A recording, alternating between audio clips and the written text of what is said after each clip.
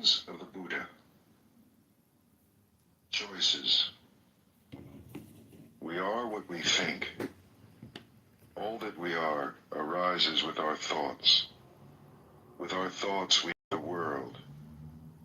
Speak or act with an impure mind, and trouble will follow you as the wheel follows the ox that draws the cart. We are what we think.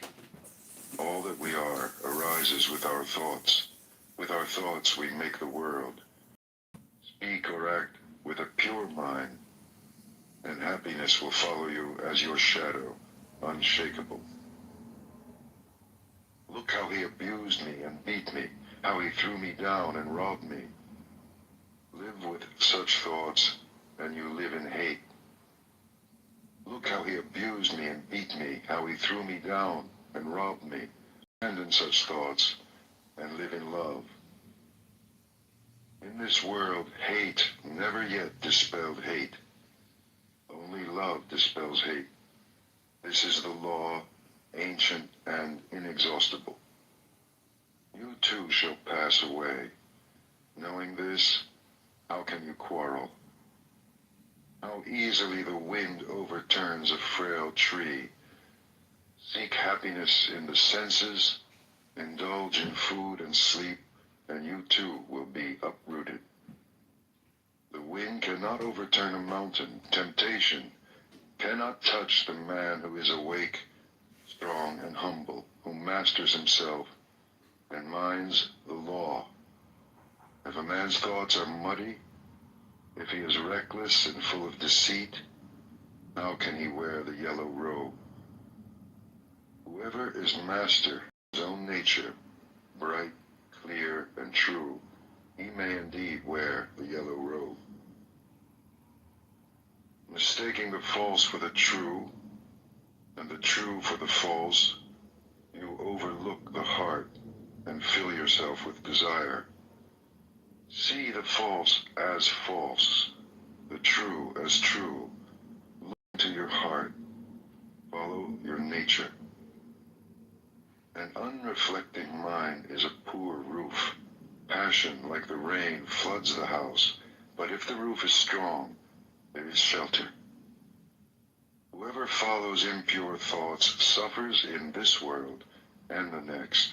In both worlds he suffers, and how greatly, when he sees the wrong he has done. But whoever follows the law is joyful here and joyful there. In both worlds he rejoices, and how greatly, when he sees the good he has done. For great is the harvest in this world, and greater still in the next. However many holy words you read, however many you speak, what good will they do you if you do not act upon them? Are you a shepherd who counts another man's sheep, never sharing the way? Read as few words as you like, and speak fewer, but act upon the law. Give up the old ways, passion, enmity, folly. Know the truth, and find peace. Share the way. Wakefulness. Wakefulness is the way to life. The fool sleeps, as if he were already dead, but the master is awake, and he lives forever. He watches. He is clear. How happy he is, for he sees that wakefulness is life. How happy he is, following the path of the awakened. With great perseverance he meditates, seeking freedom and happiness. So awake, reflect, watch, work with care and attention. Live in the way, and the light will grow in you. By watching and working, the master makes for himself an island which the flood cannot overwhelm. The fool is careless, but the master guards his watching. It is his most precious treasure. He never gives in to desire. He meditates, and in the strength of his resolve he discovers true happiness. he overcomes desire, and from the tower of wisdom, he looks down with dispassion upon the sorrowing crowd. From the mountaintop he looks down on those who live close to the ground. Mindful among the mindless, awake while others dream, swift as the racehorse, he outstrips the field. By watching, Indra became king of the gods. How wonderful it is to watch, how foolish to sleep. The beggar who guards his mind and fears the waywardness of his thoughts burns through every bond with the fire of his vigilance. The beggar who guards his mind and fears his own confusion cannot fall. He has found the way to peace. Mind. As the fletcher whittles and makes straight his arrows, so the master directs his straying thoughts. Like a fish out of water, stranded on the shore, thoughts thrash and quiver, for how can they shake off desire? They tremble, they are unsteady, they wander at their will. It is good to control them, and to master them brings happiness. But how subtle they are, how elusive. The task is to quieten them, and by ruling them to find happiness. With single-mindedness, the master quells his thoughts. He ends their wandering. Seated in the cave of the heart, he finds freedom. How can a troubled mind understand the way? If a man is disturbed, he will never be filled with knowledge. An untroubled mind, no longer seeking to consider what is right and what is wrong, a mind beyond judgments, watches and understands. Know that the body is a fragile jar, and make a castle of your mind. In every trial, let understanding fight for you to defend what you have won. For soon the body is discarded. Then what does it feel? A useless log of wood. It lies on the ground. Then what does it know? Your worst enemy cannot harm you as much as your own thoughts unguarded. But once mastered, no one can help you as much, not even your father or your mother. What do you think you're doing? He's your brother, for crying out loud. She stopped paying Grumpy's bills. Did you know that? Enough is enough. You can't keep throwing money at the old man. He's got a family. How can you say that? Simon needs the money more. He was tricked into a huge debt. Simon had it common. He gambled his money. If you want to save your grandfather, get Nathan to pay off Simon's debts. Otherwise, you may as well stop playing Grandpa's funeral. You have 2 weeks. Simon needs that money fast. Thank you, Nathan.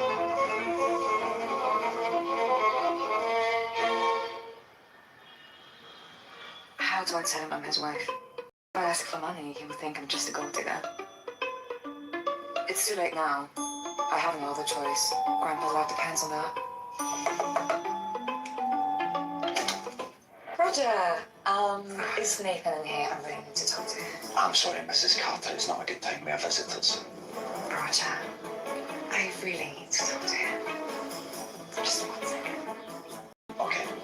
All right. We'll see what I can do. Okay, I'll just... Okay, cough. And again. That's fine. That's fine. I've done all of these treatments. Why can I not sleep? I'm sorry, what? Why can't I sleep? Well, insomnia can be very tricky, Mr. Carter. Medical definitions can be very complex.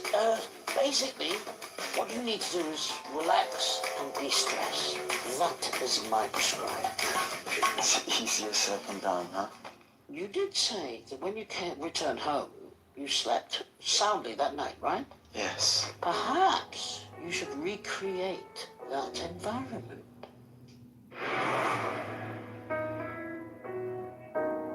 So sorry to interrupt. Mr. Carter, it's your wife. She insists she's not leaving until you see her. Okay, thanks, Roger. Let me just wrap this up and I'll be out. Will you hold her at the door for me? Absolutely. Thanks. Distress. Yes. I'm trying out here. And the damsel in distress causes my patient's stress.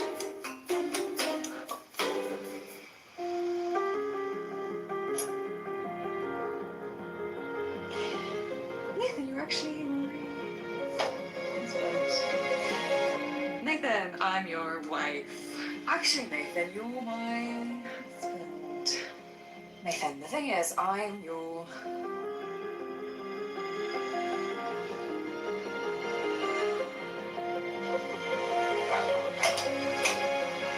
Hi, you're here finally. I just, How do you know where I live? I need to tell you something really important. It's a... I don't really care. Could you just leave, actually? Just give me 1 minute. You got 30 seconds. Okay, alright, the thing is, I'm... Nathan! Rosalie. You. Are you his relative? Sorry. Are you his relative? Oh, no. I just pulled him out of the car. It was a hit and run, and I just found him. Was he conscious when you got there? Not really, just in and out. Just how's he doing? Was he in the surgery? He needs surgery right away, but we need some clarity on what happened. So, would you be able to come next door and fill in some paperwork for me? Yeah, sure, absolutely, yeah. Is he Nathan Carter? The man on Forbes?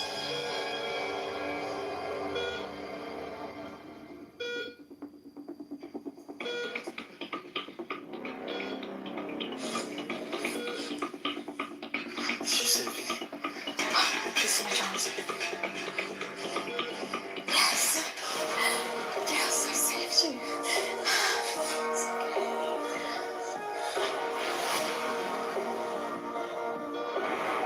What are you doing here?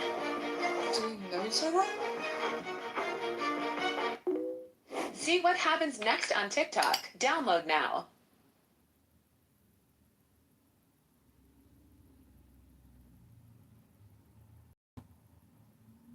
I was making so much money with DoorDash. I wanted to earn money in my free time, but I didn't want to go out and get a boring 9 to 5. That's when I found out how much money my friend was making with DoorDash. There are opportunities in over 4,000 cities. Signing up was super easy. And before long, I was already making deliveries. Now, I get to make my own schedule and keep 100 of my tips. Download the DoorDash driver app and get started today.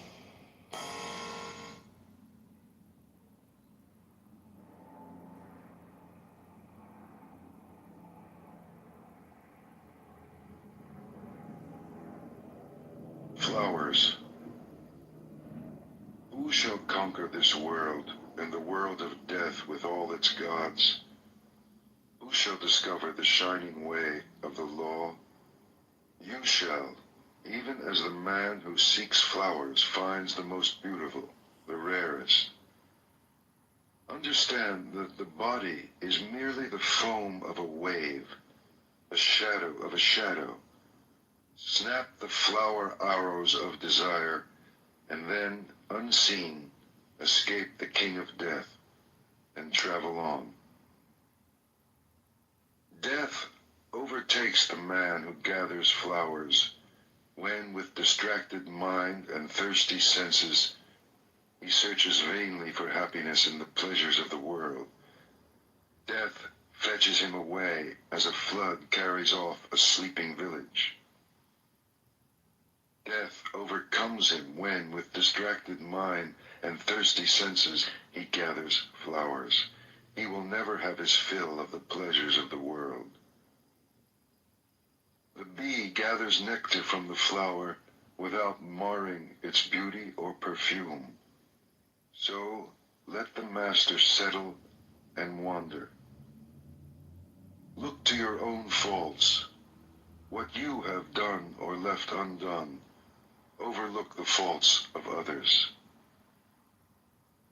Like a lovely flower, bright but scentless, are the fine but empty words of the man who does not mean what he says. Like a lovely flower, bright and fragrant, are the fine and truthful words of the man who means what he says. Like garlands woven from a heap of flowers, fashioned from your life as many good deeds. The perfume of sandalwood, rose bay, or jasmine cannot travel against the wind, but the fragrance of virtue travels even against the wind as far as the ends of the world. How much finer is the fragrance of virtue than of sandalwood, rose bay, of the blue lotus, or jasmine? The fragrance of sandalwood and rose bay does not travel far, but the fragrance of virtue rises to the heavens. Desire never crosses the path of virtuous and wakeful men. Their brightness sets them free. How sweetly the lotus grows in the litter of the wayside. Its pure fragrance delights the heart. Follow the awakened, and from among the blind, the light of your wisdom will shine out purely. The fool. How long the night to the watchman? How long the road to the weary traveler? How long the wandering of many lives? Fool who misses the way. If the traveler cannot find master or friend to go with him, let him travel on alone rather than with a fool for company. My children, my wealth, so the fool troubles himself. But how has he children or wealth? He is not even his own master. The fool, who knows he is a fool, is that much wiser. The fool who thinks he is wise is a fool indeed. Does the spoon taste the soup? A fool may live all his life in the company of a master and still miss the way. The tongue tastes the soup. If you are awake in the presence of a master, one moment will show you the way. The fool is his own enemy. The mischief he does is his undoing. How bitterly he suffers. Why do what you will regret? Why bring tears upon yourself? Do only what you do not regret, and fill yourself with joy. For a while, the fool's mischief tastes sweet, sweet as honey. But in the end it turns bitter, and how bitterly he suffers. For months the fool may fast, eating from the tip of a grass blade. Still, he is not worth a penny beside the master whose food is the way. Fresh milk takes time to sour, so a fool's mischief takes time to catch up with him. Like the embers of a fire, it smolders within him. Whatever a fool learns, it only makes him duller. Knowledge cleaves his head, but then he wants recognition, a place before other people, a place over other people. Let them know my work, let everyone look to me for direction. Such are his desires, such is his swelling pride.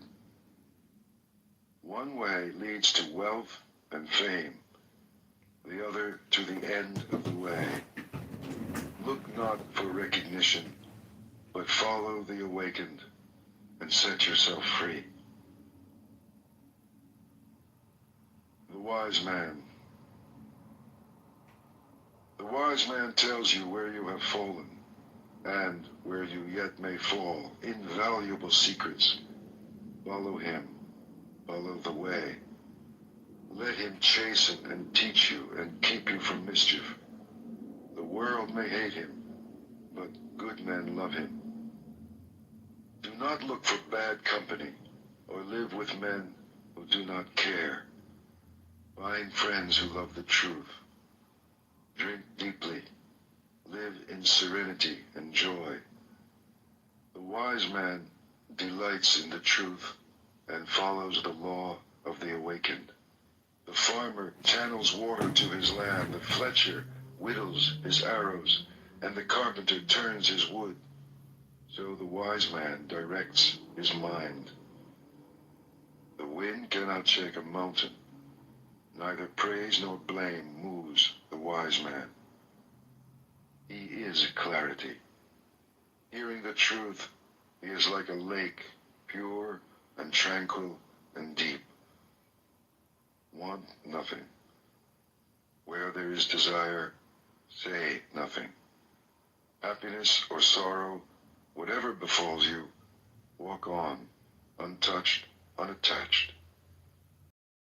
For family or power or wealth, either for yourself or for another, can a wise man wish to rise unjustly? Few cross over the river. Most are stranded on this side. On the river bank, they run up and down. But the wise man, following the way, crosses over beyond the reach of death. He leaves the dark way for the way of light. He leaves his home, seeking happiness on the hard road. Free from desire, free from possessions, free from the dark places of the heart, free from attachment and appetite, following the 7 lights of awakening and rejoicing greatly in his freedom. In this world, the wise man becomes himself a light, pure, shining, free.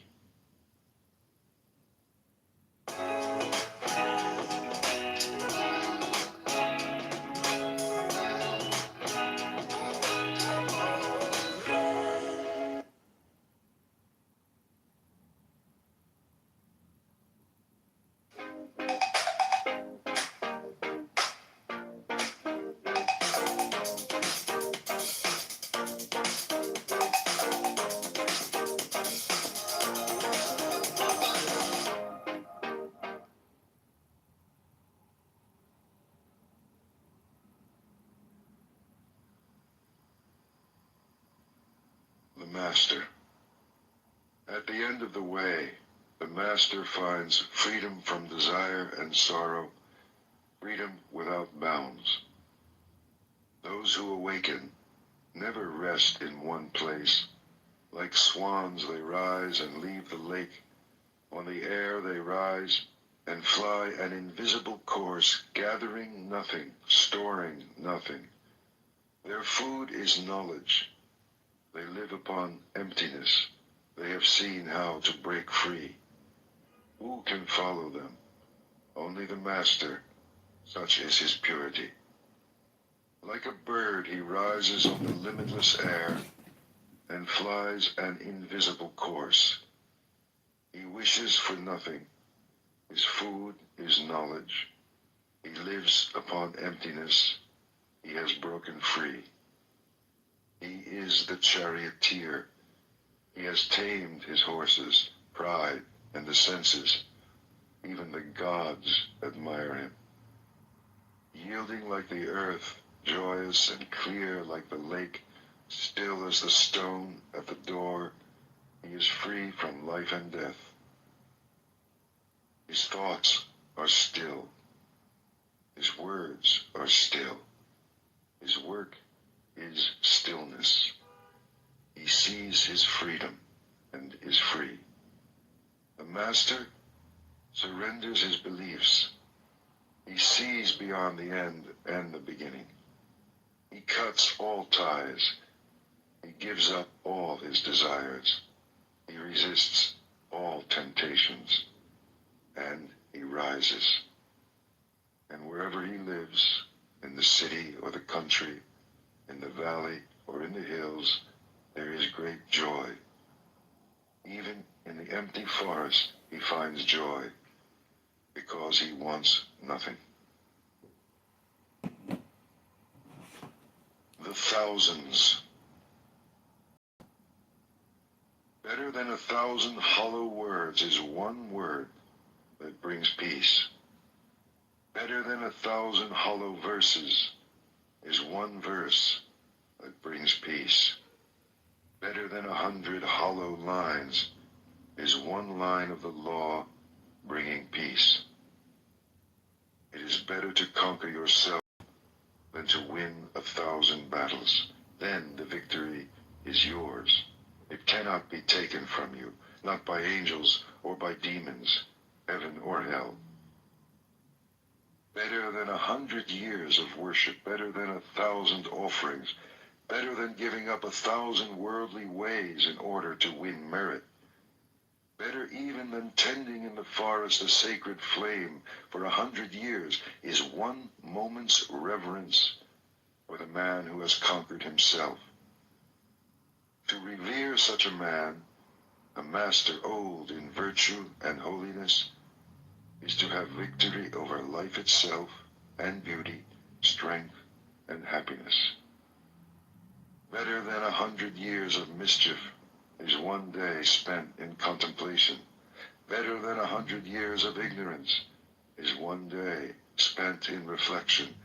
Better than 100 years of idleness is one day spent in determination. Better to live one day wondering how all things arise and pass away. Better to live 1 hour seeing the one life beyond the way. Better to live one moment in the moment of the way beyond the way. Mischief. Be quick to do good. If you are slow, the mind, delighting in mischief, will catch you. Turn away from mischief again and again. Turn away before sorrow befalls you. Set your heart on doing good. Do it over and over again, and you will be filled with joy. A fool is happy until his mischief turns against him, and a good man may suffer until his goodness flowers. Do not make light of your failings, saying, "What are they to me?" A jug fills drop by drop, so the fool becomes brimful of folly. Do not belittle your virtues, saying they are nothing. A jug fills drop by drop, so the wise man becomes brimful of virtue. As the rich merchant with few servants shuns a dangerous road, and the man who loves life shuns poison, beware the dangers of folly and mischief. For an unwounded hand may handle poison, the innocent come to no harm. But as dust thrown against the wind, mischief is blown back in the face of the fool who wrongs the pure and harmless. Some are reborn in hell, some in this world, the good in heaven, but the pure are not reborn. Nowhere. Not in the sky, nor in the midst of the sea, nor deep in the mountains can you hide from your own mischief. Not in the sky, nor in the midst of the ocean, nor deep in the mountains, nowhere can you hide from your own death.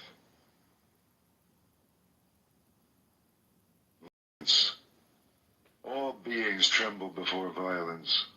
All fear death. All love life. See yourself in others. Then whom can you hurt? What harm can you do? He who seeks happiness by hurting those who seek happiness will never find happiness. For your brother is like you. He wants to be happy. Never harm him, and when you leave this life, you too will find happiness. Never speak harsh words, for they will rebound upon you. Angry words hurt, and the hurt rebounds. Like a broken gong, be still, be silent. Know the stillness of freedom, where there is no more striving. Like herdsmen driving their cows into the fields, old age and death will drive you before them. But the fool in his mischief forgets, and he lights the fire wherein one day he must burn.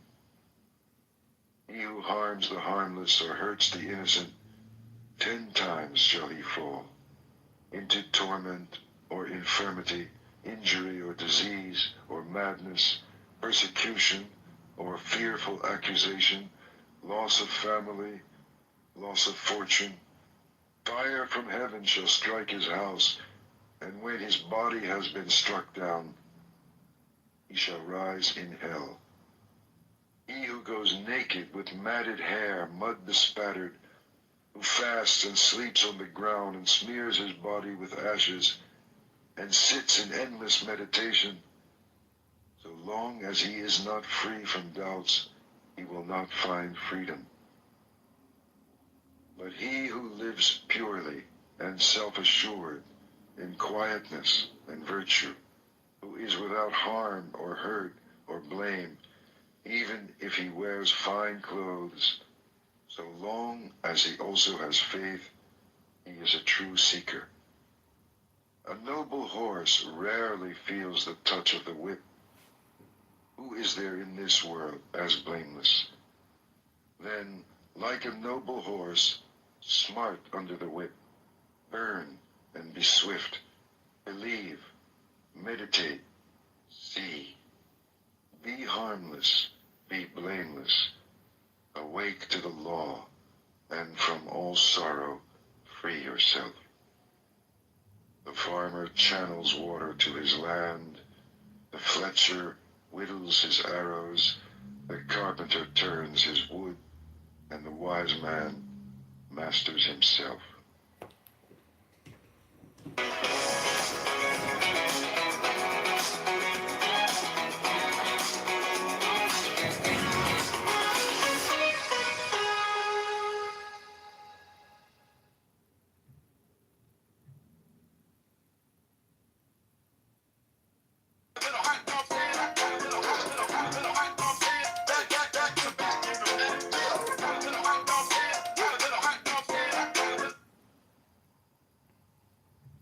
Old age.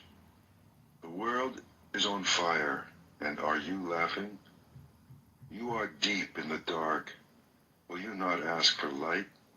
For behold your body, a painted puppet, a toy, jointed and sick, and full of false imaginings, a shadow that shifts and fades. How frail it is, frail and pestilent. It sickens, festers, and dies.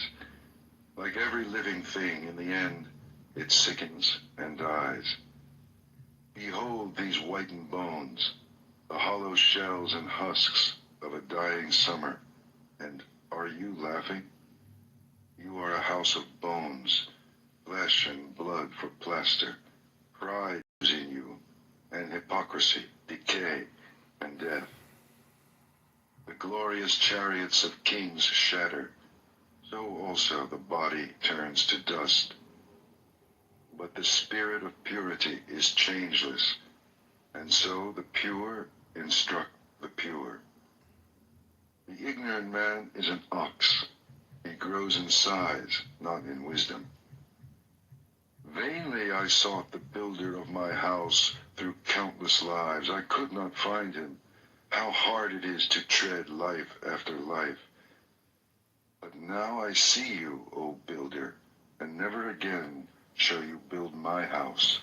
I have snapped the rafters, split the ridgepole, and beaten out desire, and now my mind is free. There are no fish in the lake. The long-legged cranes stand in the water. Sad is the man who in his youth lived loosely and squandered his fortune. Sad as a broken bow, and sadly is he sighing after all that has arisen and has passed away. Yourself. Love yourself and watch, today, tomorrow, always. First, establish yourself in the way, then teach, and so defeat sorrow. To straighten the crooked, you must first do a harder thing. Straighten yourself. You are your only master. Who else? Subdue yourself and discover your master. Willfully, you have fed your own mischief. Soon it will crush you as the diamond crushes stone. By your own folly you will be brought as low as your worst enemy wishes. So the creeper chokes the tree. How hard it is to serve yourself. How easy to lose yourself in mischief and folly. The kashta reed dies when it bears fruit. So the fool, scorning the teachings of the awakened, spurning those who follow the law, perishes when his folly flowers. Mischief is yours, sorrow is yours, but virtue also is yours, and purity. You are the source of all purity and all impurity. No one purifies another. Never neglect your work for another's, however great his need.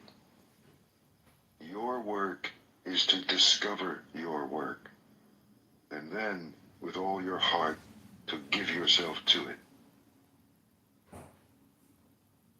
The world. Do not live in the world in distraction and false dreams outside the law. Arise and watch. Follow the way joyfully through this world and beyond. Follow the way of virtue. Follow the way joyfully through this world and on beyond. Or consider the world a bubble, a mirage. See the world as it is, and death shall overlook you. Come, consider the world, a painted chariot for kings, a trap for fools. But he who sees goes free. As the moon slips from behind a cloud and shines, so the master comes out from behind his ignorance and shines. This world is in darkness. How few have eyes to see. How few the birds who escape the net and fly to heaven. Swans rise and fly toward the sun. What magic!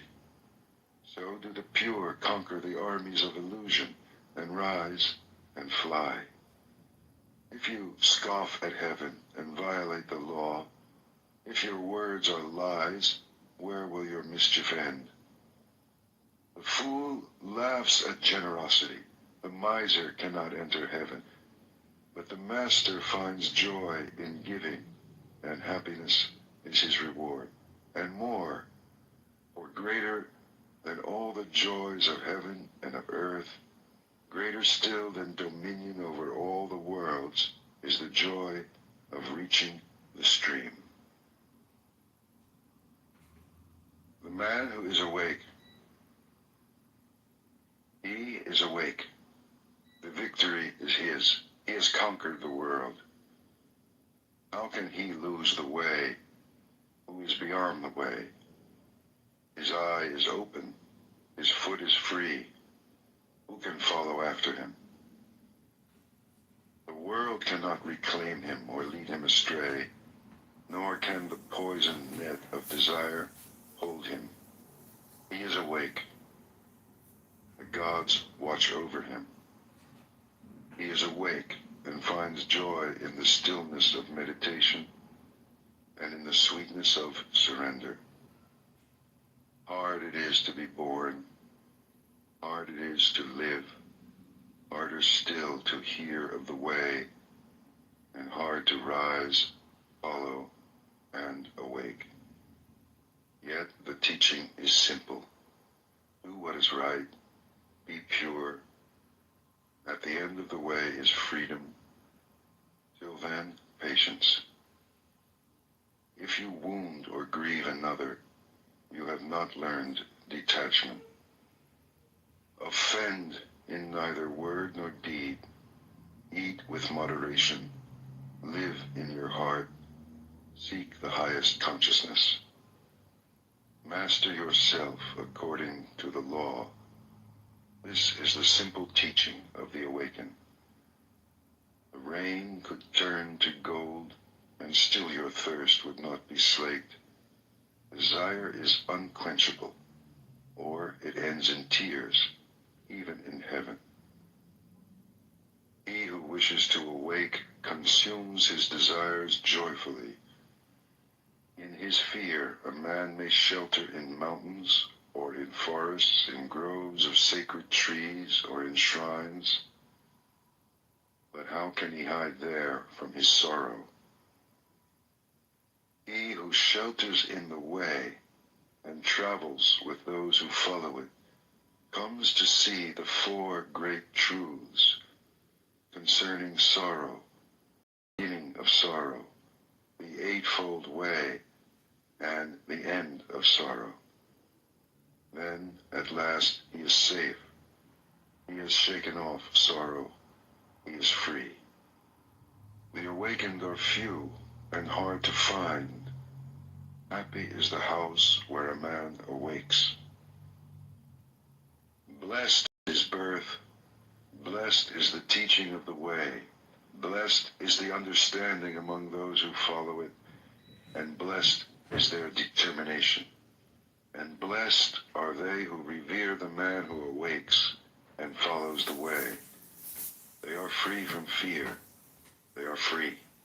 They have crossed over the river of sorrow. Can I have my dad's inheritance back? Give you the money? My mom's surgery can't wait. I need the money. You can have the inheritance, but in return, you have to marry James. Let's make something clear. The only reason we're getting married is because my grandfather signed the agreement. Once he passes, our marriage will be over. Let's get a divorce.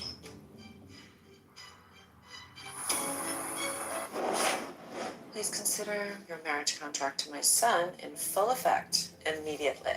I heard Nicholas Grant. He's in a wheelchair, blind and sick. Get yourself a wedding dress. The wedding's tomorrow. You'll really do anything for money, huh? Interesting. Let's go ahead with the plan. I'm Nicholas Grant. I'm here to pick up my wife. I've never married Gabriel. I traveled back in time. I don't know what that Gabriel sees in you. If you do marry him, I hope he sends a few of those millions mine. I remember all of this. It's seduction behind our I back. am trying to seduce Gabriel. You shameless, despicable girl. And I suppose you're worthy of me? How about having Abigail as your bride instead? I'm marrying Ella. I'd love to marry you. I forbid this marriage.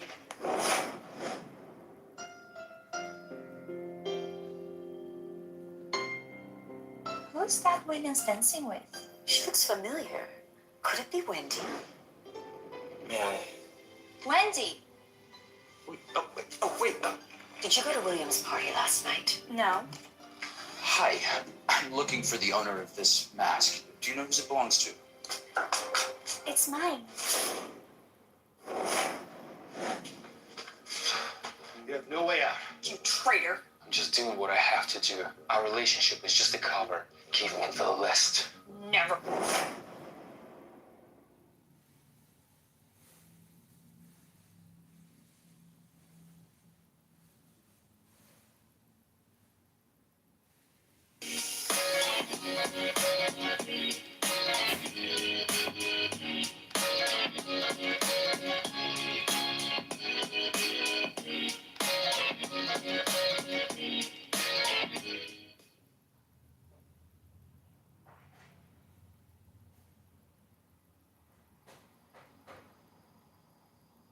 Joy.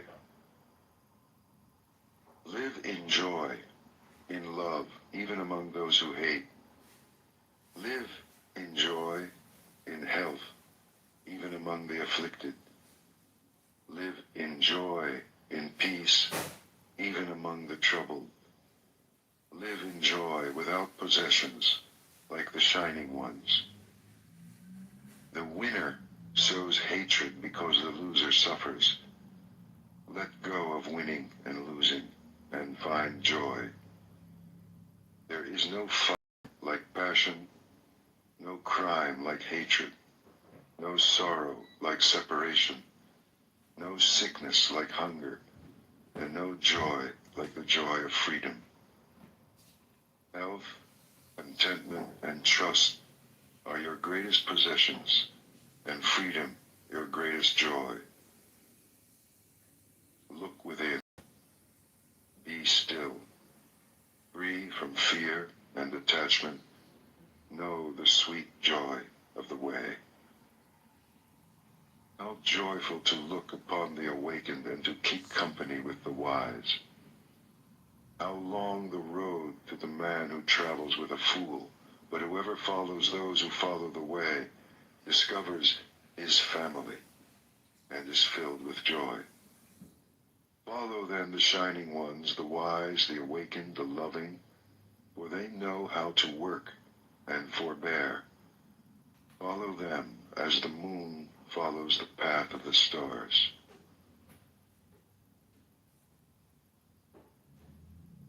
Pleasure.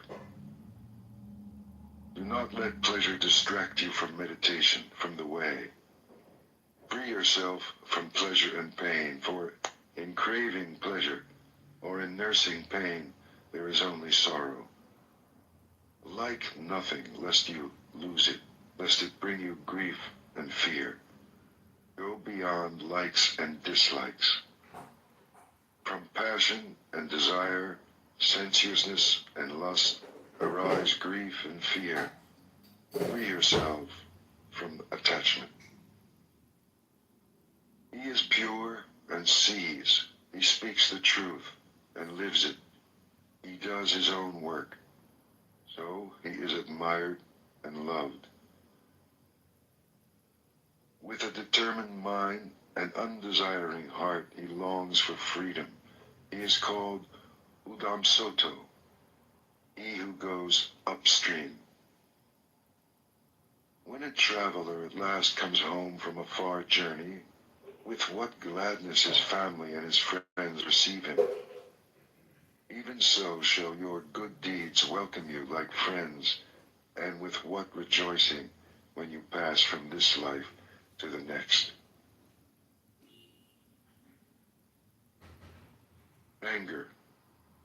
Let go of anger. Let go of pride. When you are bound by nothing, you go beyond sorrow. Anger is like a chariot careering wildly. He who curbs his anger is the true charioteer. Others merely hold the reins. With gentleness, overcome anger. With generosity, overcome meanness. With truth, overcome deceit. Speak the truth. Give whatever you can. Never be angry. These 3 steps will lead you into the presence of the gods. The wise harm no one. They are masters of their bodies, and they go to the boundless country. They go beyond sorrow.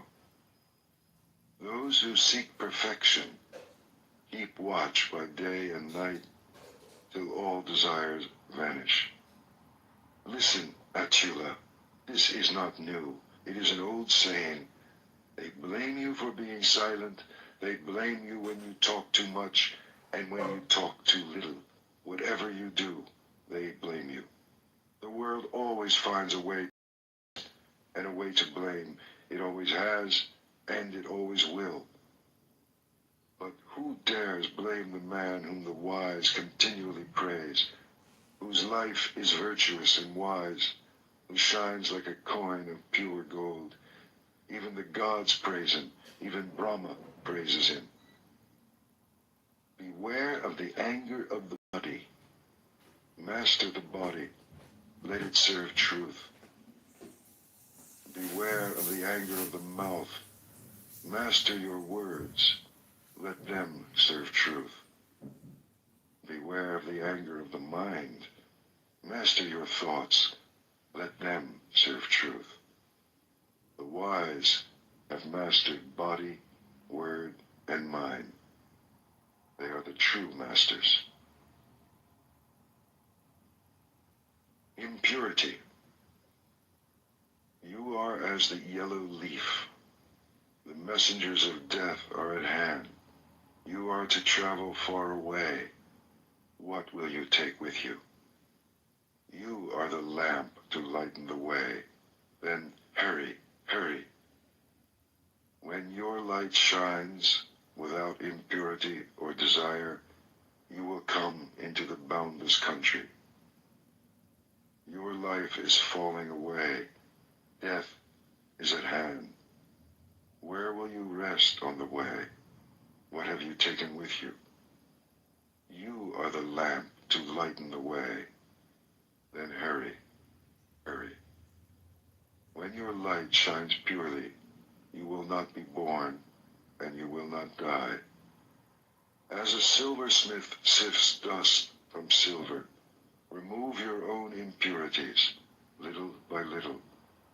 Or, as iron is corroded by rust, your own mischief will consume you. Neglected, the sacred verses rust, for beauty rusts without use, and, unrepaired, the house falls into ruin, and the watch without vigilance fails. In this world and the next, there is impurity and impurity. When a woman lacks dignity, when a man lacks generosity, but the greatest impurity is ignorance. Free yourself from it. Be pure. Life is easy for the man who is without shame, impudent as a crow, a vicious gossip, vain, meddlesome, dissolute. But life is hard for the man who quietly undertakes the way of perfection with purity, detachment, and vigor. He sees light. If you kill, lie, or steal, commit adultery, or drink, you dig up your own roots. And if you cannot master yourself, the harm you do turns against you grievously. You may give in the spirit of light, or as you please, but if you care how another man gives or how he withholds, you trouble your quietness endlessly. These envying roots, destroy them, and enjoy a lasting quietness.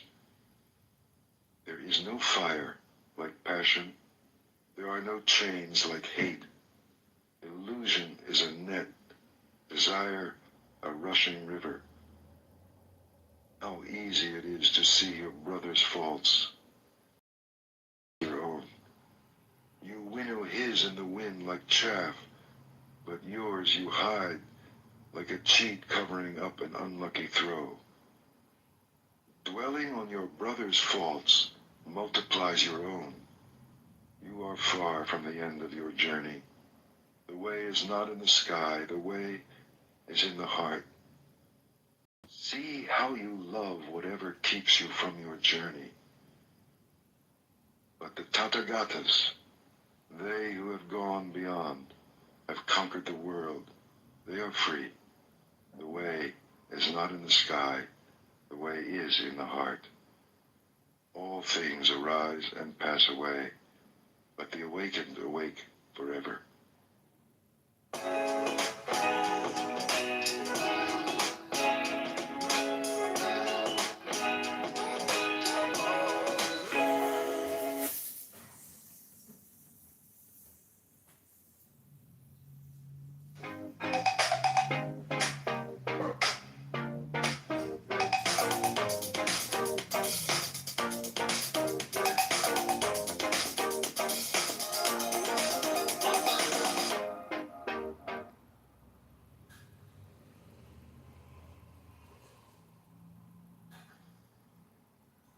The just. If you determine your course with force or speed, you miss the way of the law. Quietly consider what is right and what is wrong, receiving all opinions equally, without haste, wisely observe the law. Who is wise, the eloquent or the quiet man? Be quiet and loving and fearless. For the mind talks, but the body knows. Gray hairs do not make a master. A man may grow old in vain. The true master lives in truth, in goodness and restraint, non-violence, moderation and purity. Fine words or fine features cannot make a master out of a jealous and greedy man. Only when envy and selfishness are rooted out of him may he grow in beauty.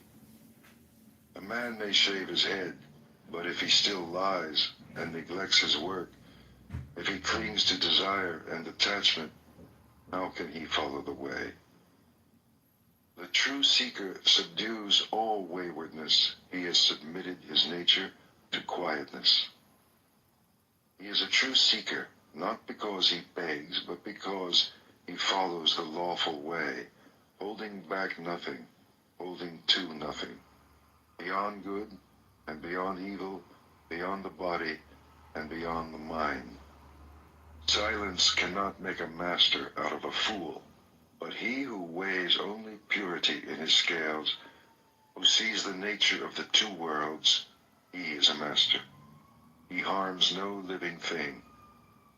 And yet, it is not good conduct that helps you upon the way, nor ritual, nor book learning, nor withdrawal into the self, nor deep meditation.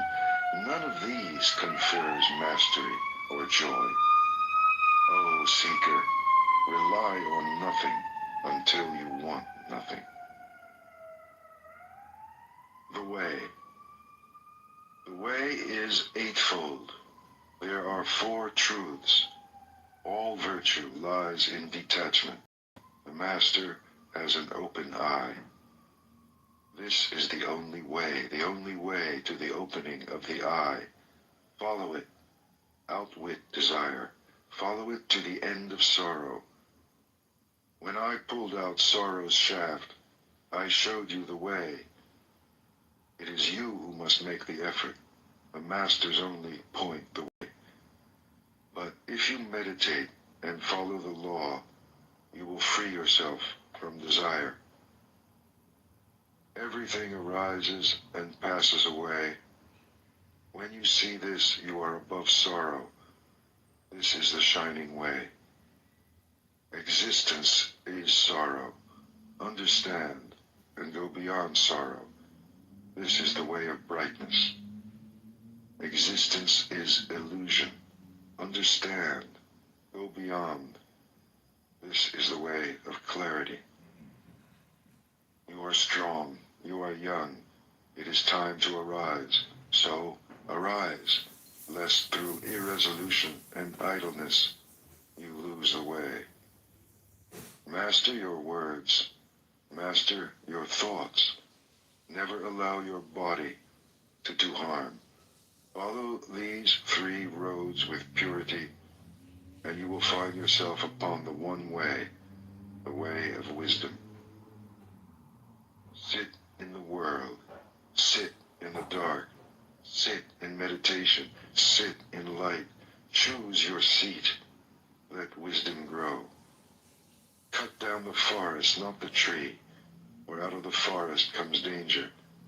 Cut down the forest, fell desire, and set yourself free. While a man desires a woman, his mind is bound as closely as a calf to its mother. As you would pluck an autumn lily, pluck the arrow of desire. For he who is awake has shown you the way of peace. Give yourself to the journey. Here shall I make my dwelling in the summer and the winter and in the rainy season. So the fool makes his plans, sparing not a thought for his death. Death overtakes the man who, giddy and distracted by the world, cares only for his flocks and his children. Death fetches him away as a flood carries off a sleeping village. His family cannot save him, not his father, nor his sons. Know this. Seek wisdom and purity. Quickly clear the way. Out of the forest. There is pleasure, and there is bliss. Forgo the first to possess the second. If you are happy at the expense of another man's happiness, you are forever bound. You do not what you should. You do what you should not. You are reckless, and desire grows. But the master is wakeful. He watches his body. In all his actions, he discriminates, and he becomes pure. He is without blame, though once he may have murdered his mother and his father, 2 kings, a kingdom, and all its subjects. Though the kings were holy and their subjects among the virtuous, yet is he blameless. The followers of the awakened awake, and day and night they watch and meditate on their master. Forever wakeful, they mind the law. They know their brothers on the way. They understand the mystery of the body. They find joy in all beings. They delight in meditation. It is hard to live in the world and hard to live out of it. It is hard to be one among many. And for the wanderer, how long is the road wandering through many lives? Let him rest. Let him not suffer. Let him not fall into suffering. If he is a good man, a man of faith, honored and prosperous, wherever he goes, he is welcome. Like the Himalayas, good men shine from afar, but bad men move unseen like arrows in the night. Sit, rest, work, alone with yourself, never weary. On the edge of the forest, live joyfully, without desire. The dark.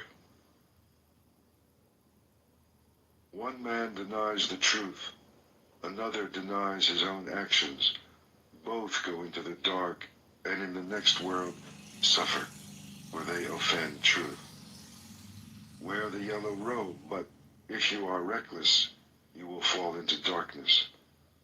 If you are reckless, better to swallow molten iron than eat at the table of good folk.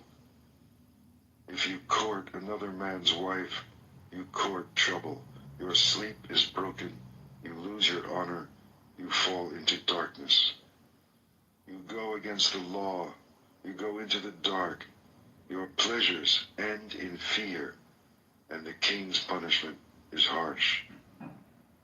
But as a blade of grass held awkwardly may cut your hand, so renunciation may lead you into the dark. For if in your renunciation you are reckless and break your word, if your purpose wavers, you will not find light. Do what you have to do, resolutely, with all your heart. The traveler who hesitates only raises dust on the road. It is better to do nothing than to do what is wrong. For whatever you do to yourself. Like a border town well guarded, guard yourself within and without. Let not a single moment pass, lest you fall into darkness. Feel shame only where shame is due. Fear only what is fearful. See evil only in what is evil, lest you mistake the true way and fall into darkness. See what is. See what is not. Follow the true way. Rise.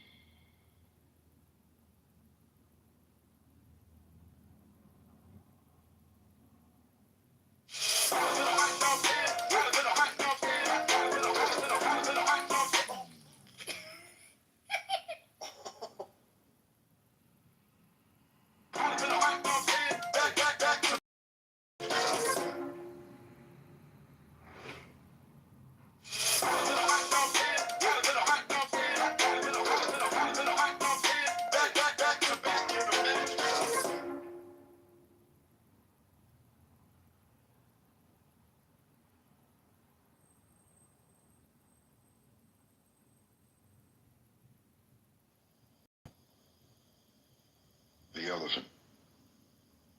I shall endure hard words as the elephant endures the shafts of battle. For many people speak wildly. The tamed elephant goes to battle. The king rides him.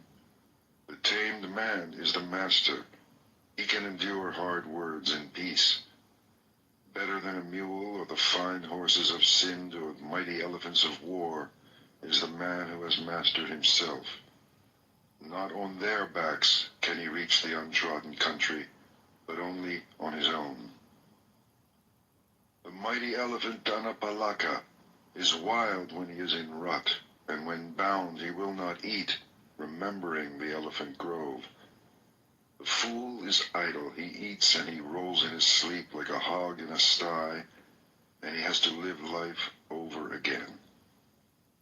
My own mind used to wander wherever pleasure or desire or lust led it, but now I have it tamed. I guide it as the keeper guides the wild elephant. Awake, be the witness of your thoughts. The elephant hauls himself from the mud. In the same way, drag yourself out of your sloth. If the traveler can find a virtuous and wise companion, let him go with him joyfully and overcome the dangers of the way. But if you cannot find friend or master to go with you, travel on alone, like a king who has given away his kingdom, like an elephant in the forest. Travel on alone, rather than with a fool for company. Do not carry with you your mistakes. Do not carry your cares. Travel on alone, like an elephant in the forest. To have friends in need is sweet, and to share happiness, and to have done something good before leaving this life is sweet, and to let go of sorrow. To be a mother is sweet, and a father. It is sweet to live arduously, and to master yourself. Oh, how sweet it is to enjoy life living in honesty and strength. And wisdom is sweet, and freedom. Desire. If you sleep, desire grows in you like a vine in the forest. Like a monkey in the forest, you jump from tree to tree, never finding the fruit. From life to life, never finding peace. If you are filled with desire, your sorrows swell like the grass after the rain. But if you subdue desire, your sorrows fall from you like drops of water from a lotus flower. This is good counsel, and it is for everyone. As the grass is cleared for the fresh root, cut down desire, lest death after death crush you, as a river crushes the helpless reeds. For if the roots hold firm, a felled tree grows up again. If desires are not uprooted, sorrows grow again in you. 36 streams are rushing toward you, desire and pleasure and lust. Play in your imagination with them and they will sweep you away. Powerful streams, they flow everywhere. Strong vine, if you see it spring up, take care. Pull it out by the roots. Pleasures flow everywhere. You float upon them and are carried from life to life. Like a hunted hare you run, the pursuer of desire pursued, harried from life to life. O seeker, give up desire. Shake off your chains. You have come out of the hollow into the clearing. The clearing is empty. Why do you rush back into the hollow? Desire is a hollow, and people say, look, he was free, but now he gives up his freedom. It is not iron that imprisons you, nor rope, nor wood, but the pleasure you take in gold and jewels and sons and wives. Soft fetters, yet they hold you down. Can you snap them? There are those who can, who surrender the world, forsake desire, and follow the way. Oh, slave of desire, float upon the stream. Little spider, stick to your web, or else abandon your sorrows for the way. Abandon yesterday, and tomorrow, and today. Cross over to the farther shore, beyond life and death. Do your thoughts trouble you? Does passion disturb you? Beware of thirstiness, lest your wishes become desires, and desire binds you. Quieten your mind. Reflect. Watch. Nothing binds you. You are free. You are strong. You have come to the end, free from passion and desire. You have stripped the thorns from the stem. This is your last body. You are wise. You are free from desire, and you understand words and the stitching together of words, and you want nothing. Victory is mine, knowledge is mine, and all purity, all surrender. I want nothing. I am free. I found my way. Whom shall I call teacher? The gift of truth is beyond giving, the taste beyond sweetness, the joy beyond joy. The end of desire is the end of sorrow. The fool is his own enemy. Seeking wealth, he destroys himself. Seek rather the other shore. Weeds choke the field. Passion poisons the nature of man, and hatred, illusion, and desire. Honor the man who is without passion, hatred, illusion, and desire. What you give to him will be given back to you, and more. The Seeker. Master your senses. What you taste and smell, what you see, what you hear. In all things, be a master of what you do and say and think. Be free. You are a seeker. Delight in the mastery of your hands and your feet, of your words and your thoughts. Delight in meditation and in solitude. Compose yourself. Be happy. You are a seeker. Hold your tongue. Do not exalt yourself, but lighten the way, for your words are sweet. Follow the truth of the way. Reflect upon it. Make your own. Live it. It will always sustain you. Do not turn away what is given you, nor reach out for what is given to others, lest you disturb your quietness. Give thanks for what has been given you, however little. Be pure. Never falter. You have no name and no form. Why miss what you do not have? The seeker is not sorry. Love and joyfully follow the way, the quiet way to the happy country.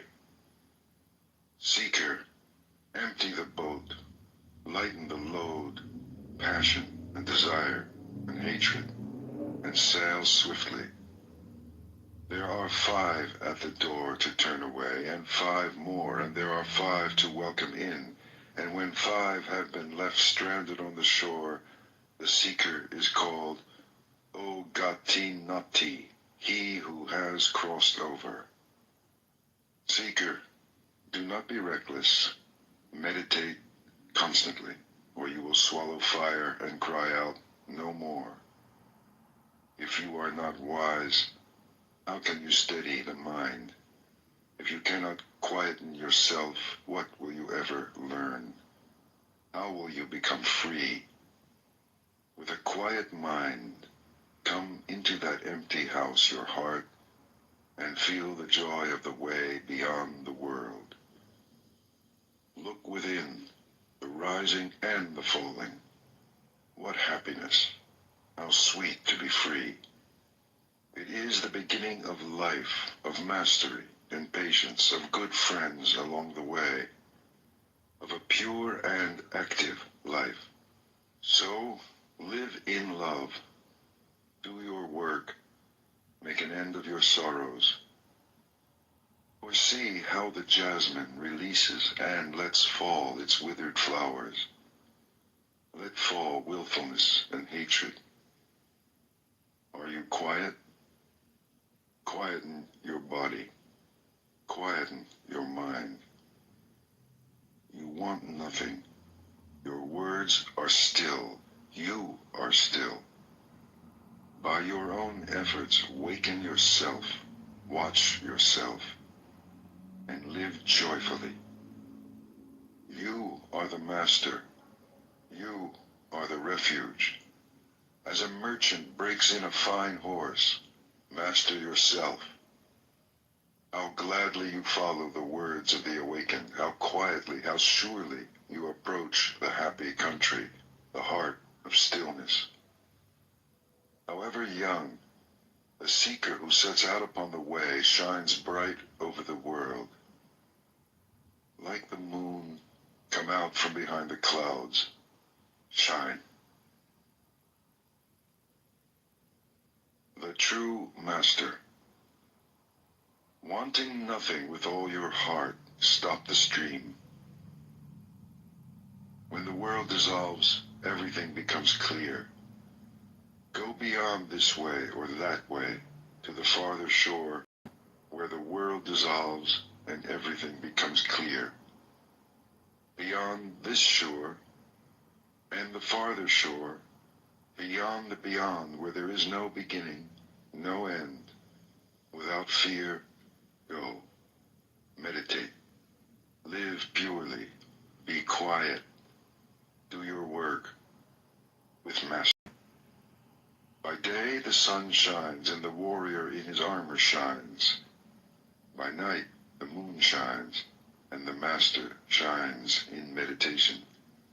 But day and night the man who is awake shines in the radiance of the spirit. The master gives up mischief. He is serene.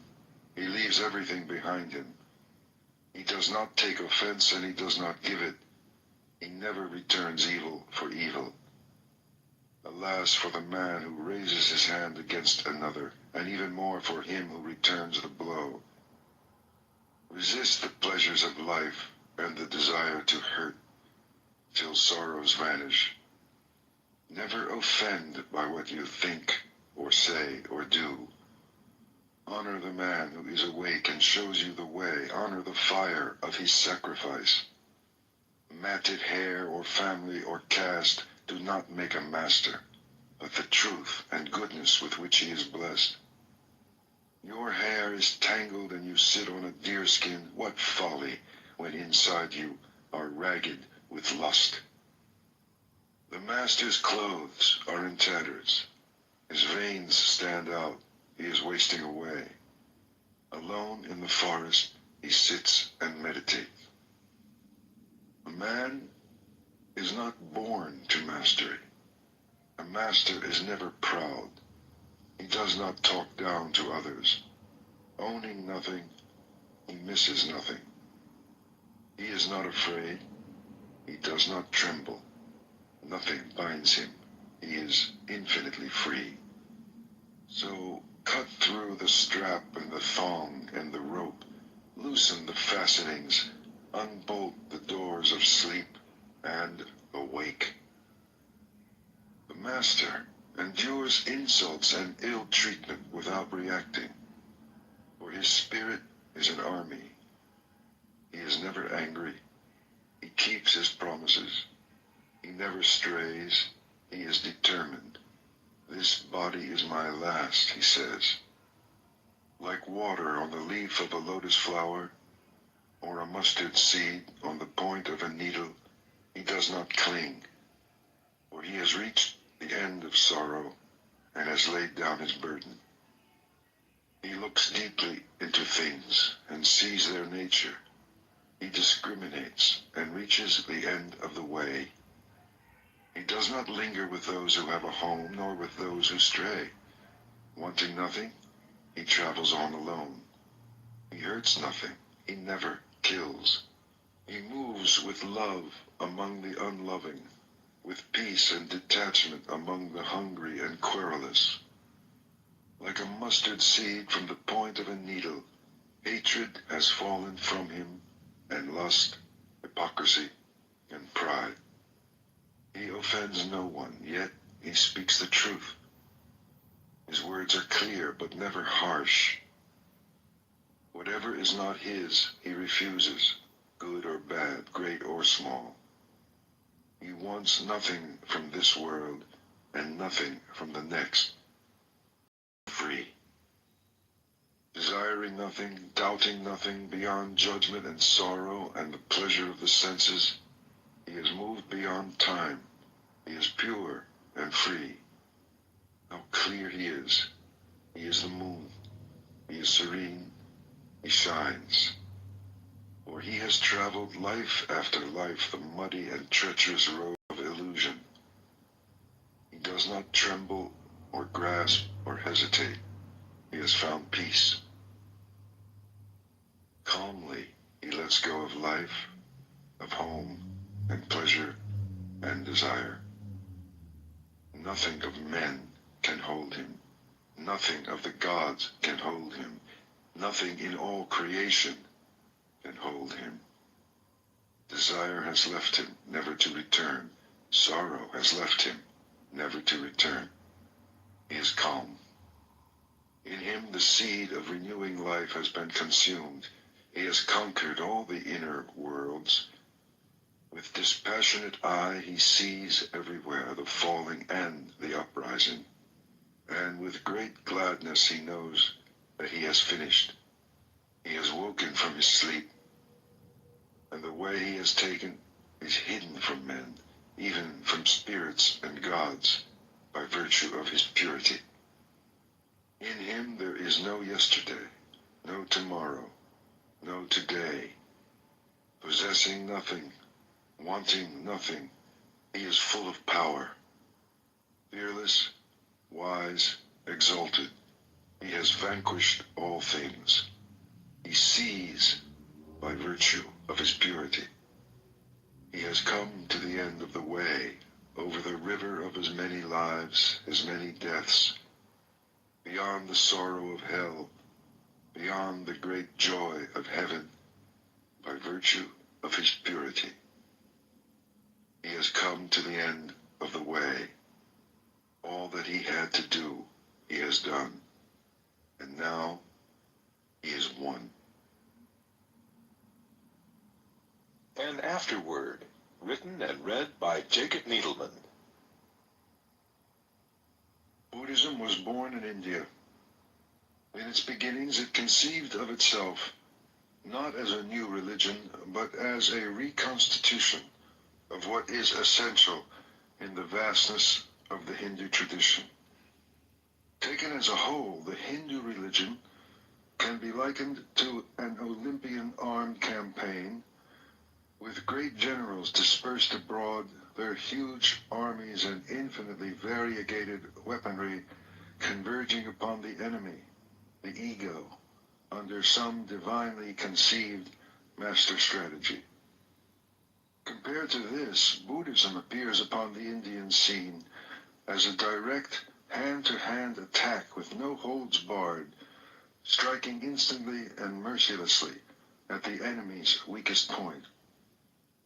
By and large, Buddhism has retained this quality of one-pointed practicality, even amid the later flowering of a metaphysics and mythology which, in all of its aspects, rivals the entirety of Hinduism.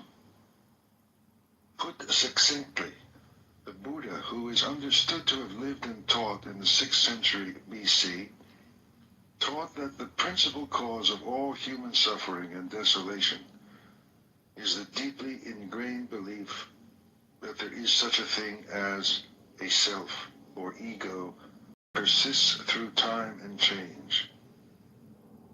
Everything else in Buddhism, its art, philosophy, rituals, and techniques, originated as tools for the destruction of man's illusion that he is a self. This doctrine of no self, or non-Atman, is, as it is said, the diamond which cuts through all errors and confusions of humanity. According to this teaching, everything in human nature is in flux, and a man is nothing but a serial bundle of sensations, thoughts, and feelings, one proceeding from another with nothing to hold them together either in life or death. And not only man, but all things in the universe are without self, without a fixed nature that abides from moment to moment. In the endless and rigorously determined chain of cause and effect that constitutes the universe, we human beings fail by fixing our interest or desire upon one or another phenomenal aggregate, either within ourself or external to ourself. Therein is the root of all our sorrow.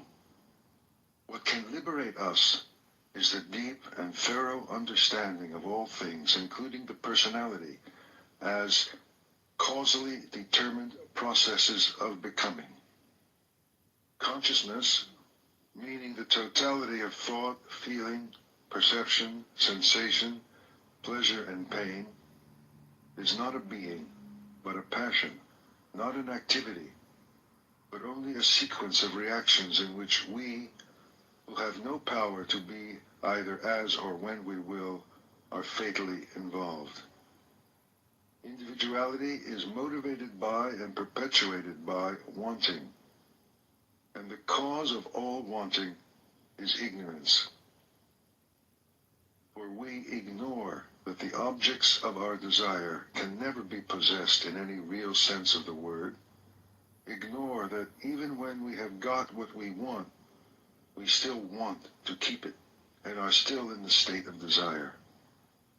The ignorance meant is of things as they really are, and the consequent attribution of substantiality to what is merely phenomenal, the seeing of self in what is not self.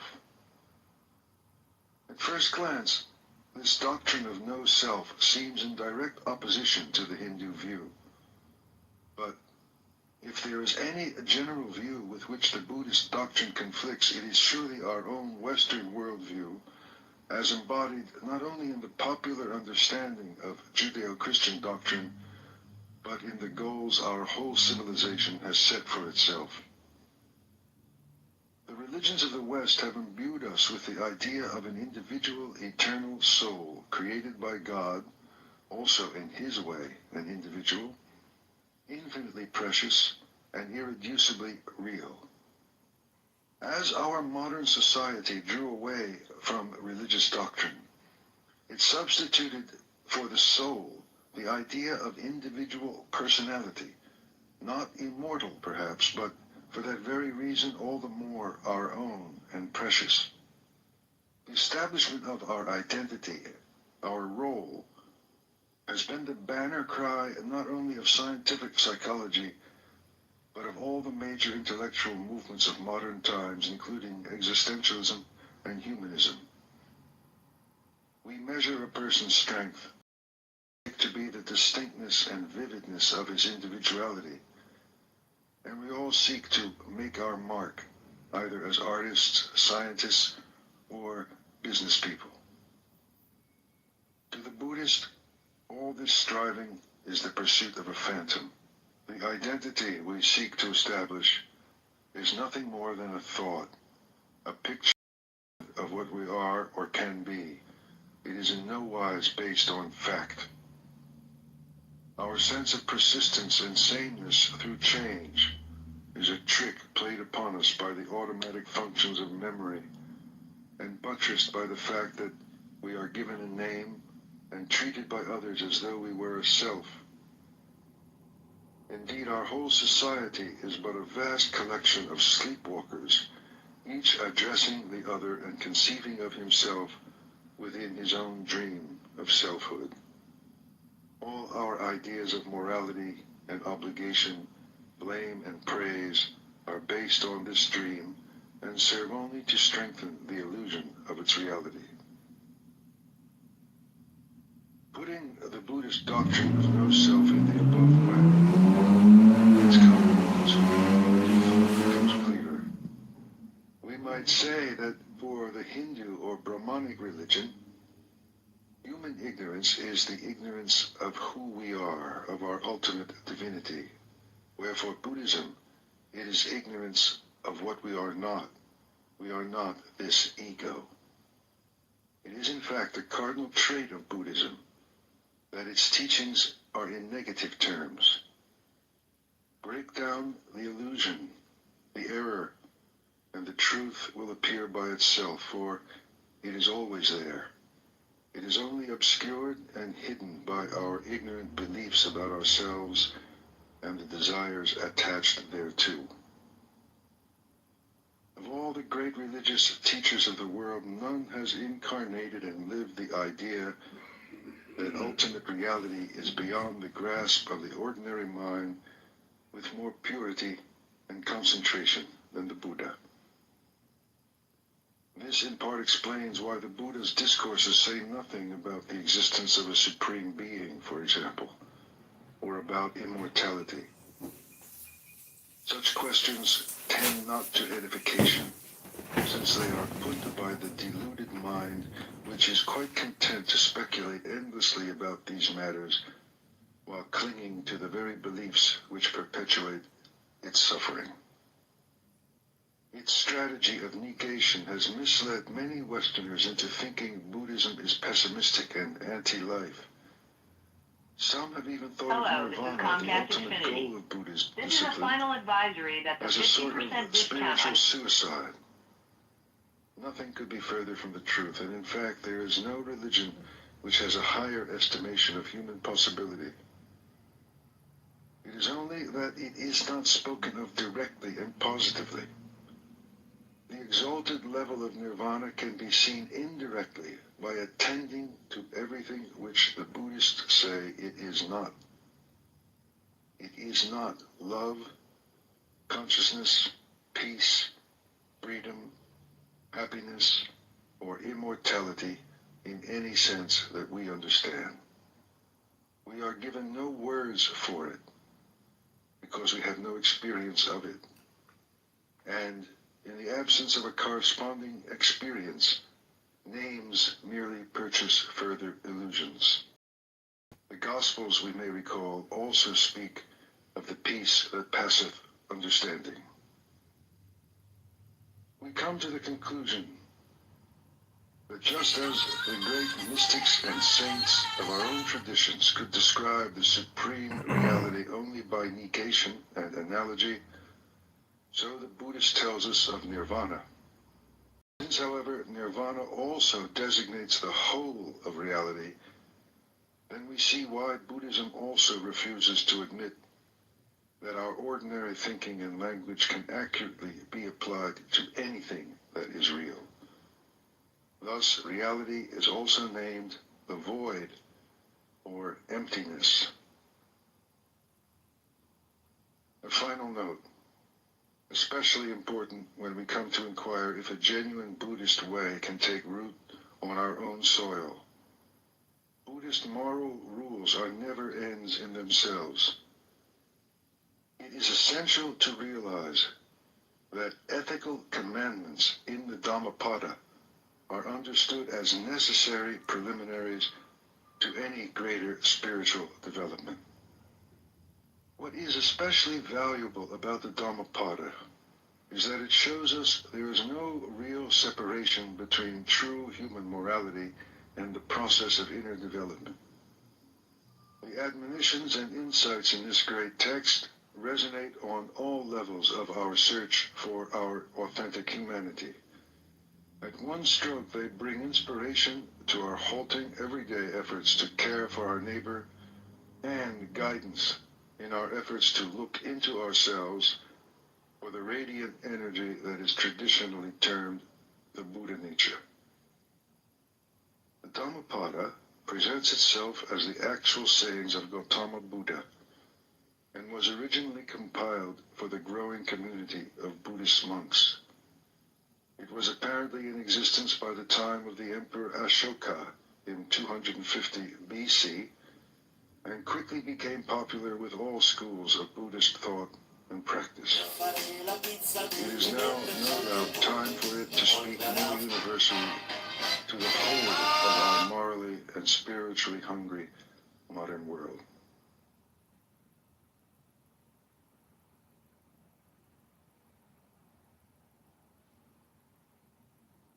The sayings of the Buddha. Choices. We are what we think. All that we are arises with our thoughts. With our thoughts we make the world. Speak or act with an impure mind, and trouble will follow you as the wheel follows the ox that draws the cart. We are what we think. All that we are arises with our thoughts. With our thoughts we make the world. Speak or act with a pure mind, and happiness will follow you as your shadow, unshakable. Look how he abused me and beat me, how he threw me down and robbed me. Live with such thoughts, and you live in hate. Look how he abused me and beat me, how he threw me down and robbed me. Abandon such thoughts, and live in love.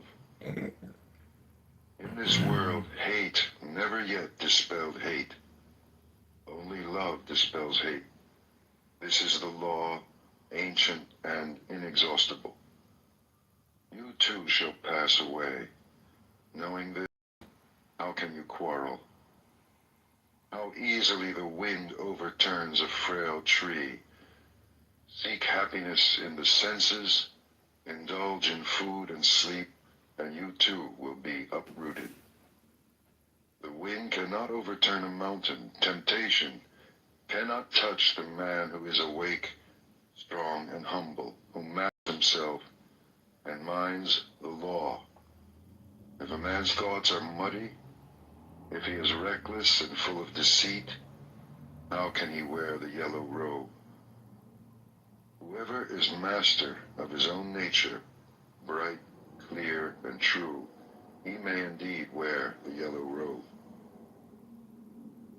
Mistaking the false for the true, and the true for the false, you overlook the heart and fill yourself with desire.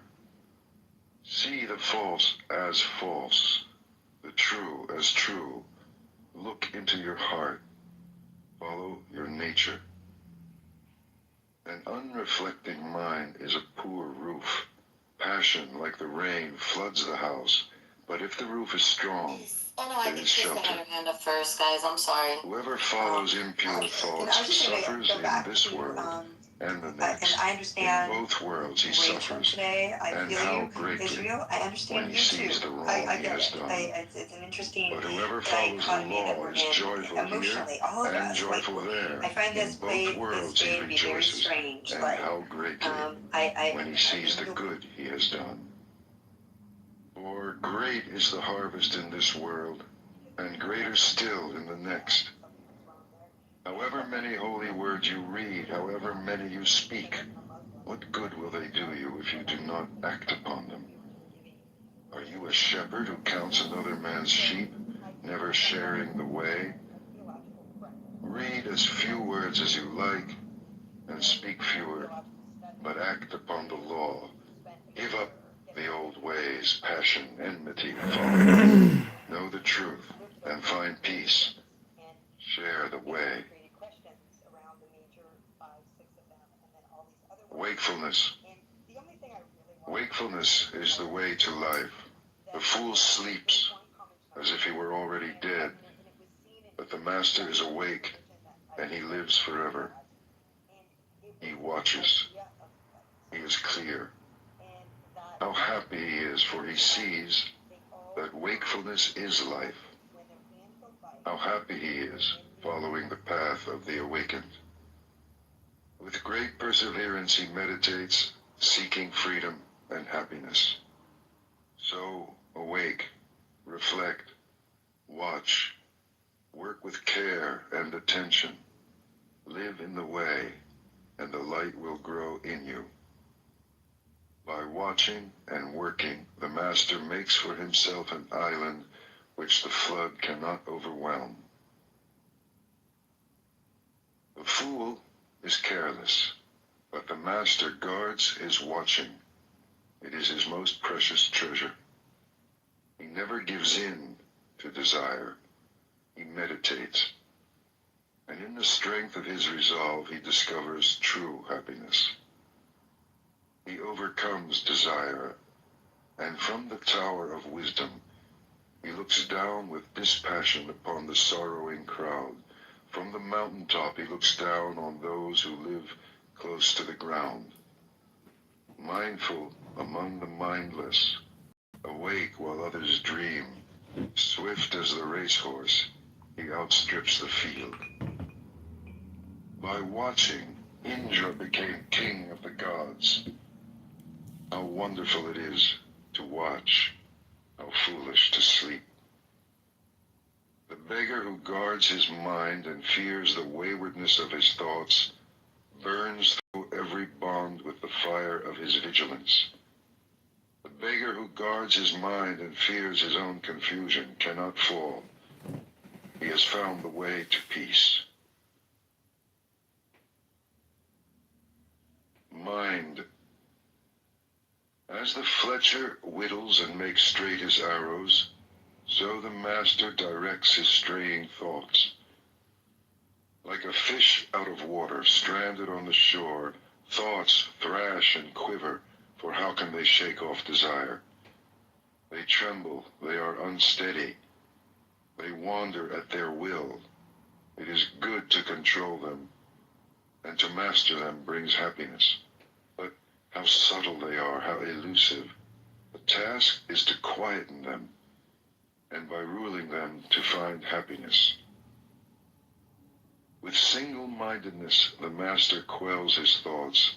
He ends their wandering. Seated in the cave of the heart, he finds freedom. How can a troubled mind understand the way?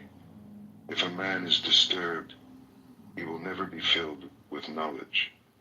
An untroubled mind, no longer seeking to consider what is right and what is wrong, a mind beyond judgments, watches and understands. Know that the body is a fragile jar, and make a castle of your mind. In every trial, let understanding fight for you to defend what you have won. For soon the body is discarded. Then what does it feel? A useless log of wood. It lies on the ground. Then what does it know? Your worst enemy cannot harm you as much as your own thoughts unguarded. But once mastered, no one can help you as much, not even your father or your mother. Flowers. Who shall conquer this world and the world of death with all its gods? Who shall discover the shining way of the law? You shall, even as the man who seeks flowers finds the most beautiful, the rarest. Understand that the body is merely the foam of a wave, a shadow of a shadow. Snap the flower arrows of desire, and then, unseen, escape the king of death, and travel on. Death overtakes the man who gathers flowers, when with distracted mind and thirsty senses, he searches vainly for happiness in the pleasures of the world. Death fetches him away as a flood carries off a sleeping village. Death overcomes him when, with distracted mind and thirsty senses, he gathers flowers. He will never have his fill of the pleasures of the world. The bee gathers nectar from the flower without marring its beauty or perfume. So let the master sit and wander. Look to your own faults, what you have done or left undone. Overlook the faults of others. Like a lovely flower, bright but scentless, are the fine but empty words of the man who does not mean what he says. like a lovely flower bright and fragrant are the fine and truthful words of the man who means what he says, like garlands woven from a heap of flowers, fashioned from your life as many good deeds. The perfume of sandalwood, rosebay, or jasmine cannot travel against the wind, but the fragrance of virtue travels even against the wind as far as the ends of the world. How much finer is the fragrance of virtue than of sandalwood, rosebay, of the blue lotus, or jasmine? The fragrance of sandalwood and rosebay does not travel far, but the fragrance of virtue rises to the heavens. Desire never crosses the path of virtuous and wakeful men. Their brightness sets them free. How sweetly the lotus grows in the litter of the wayside. Its pure fragrance delights the heart. Follow the awakened, and from among the blind, the light of your wisdom will shine out purely. The Fool. How long the night to the watchman? How long the road to the weary traveler? How long the wandering of many lives to the fool who misses the way? If the traveler cannot find master or friend to go with him, let him travel on alone rather than with a fool for company. My children, my wealth, so the fool troubles himself. But how has he children or wealth? He is not even his own master. The fool, who knows he is a fool, is that much wiser. The fool who thinks he is wise is a fool indeed. Does the spoon taste the soup? A fool may live all his life in the company of a master and still miss the way. The tongue tastes the soup. If you are a